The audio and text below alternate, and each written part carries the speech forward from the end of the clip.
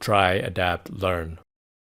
In this video, we will clean loose rust and dirt on this old tractor, which is a 1941 Ford 9N. If you haven't already subscribed, don't forget to subscribe now for more videos including DIY, maintenance, projects, and yard work. Up until being parked about a year ago, this 80-year-old tractor was used on a working agricultural farm.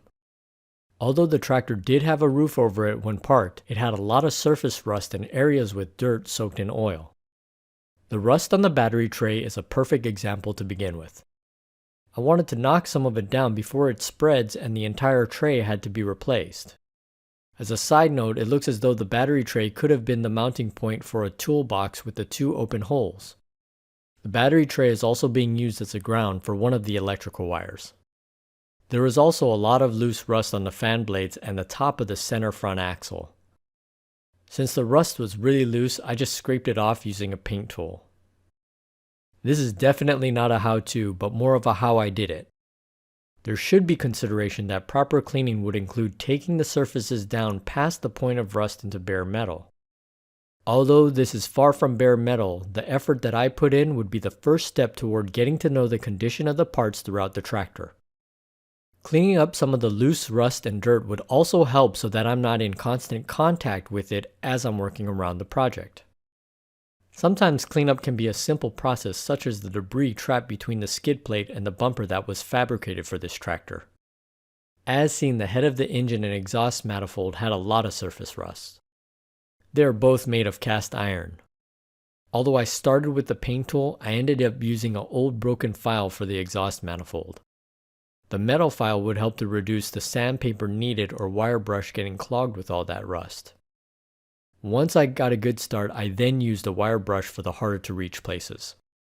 The alternator was added after a conversion from 6 volts to 12 volts. Although I do not know the status of the alternator, I wanted to brush off the corrosion on the surface of the case. The corrosion is likely due to the exposure to the rain since the alternator sits outside of the hooded area. Next up was a steering drag link and I-beam style radius arm. They weren't that bad, but they had rusted areas throughout their lengths. The air filter housing was almost free of all rust, but it had a lot of dirt covered in oil. It did not appear to be leaking, so the dirt could have just accumulated with the oil that remained on the surface of the housing. As seen, I was not very thorough to clean every nook and cranny, however I did want to keep the momentum going to cover as much area as I could. The next area was around the transmission dipstick on the right side. It also had a lot of dirt mixed with oil. I also wanted to get rid of the surface rust on the muffler, exhaust pipe, and brake lever while I was around that area. Although some of the process may have been expedited with a power sander or wire brush on the end of the drill, I didn't mind using such things as the file. This was because most of the loose debris would then drop straight down. Since so much material was loose, this manual process would reduce the amount of debris that was in the air. That's a good thing because this tractor was manufactured in 1941. With that in mind, a respirator should be worn when loosening debris into the air such as paint, which could have been lead-based. The seat was in good condition, but it had started to develop some surface rust as well. Although it is hard to get a good angle on the top of the hood, it did have quite a bit of surface rust, likely because of the moisture from the rain. Luckily, it was made relatively thick, so being this harsh on the surface didn't create a bunch of holes. Hopefully, it'll delay some of them from breaking through. At this point in the process, I was just working around the general area and trying to loosen anything that I saw. The area near the gauges and steering wasn't too bad, so I didn't spend too much time on it.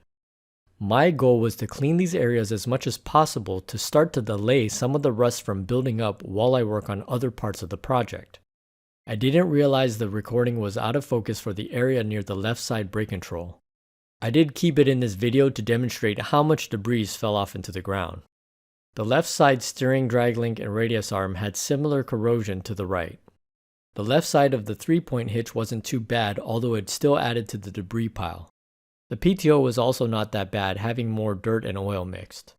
The Ford 9N tractors of this year were said to have been painted in all gray from the factory. The paint on the PTO is probably the closest to that color.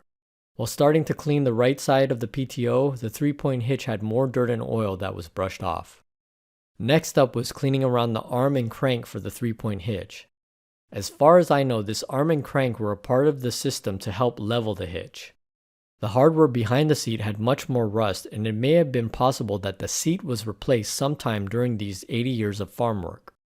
The area below the boot on the shifter appeared to have dirt and grease, so it was cleaned out. Moving back to the front, more of the area around the alternator was brushed clean. With a bit more time, the area around the left wheel and right-left axle housing was scraped. Luckily, this small branch or twig damaged only the radiator fins and did not seem to puncture the radiator, as it is holding coolant higher than the damaged area.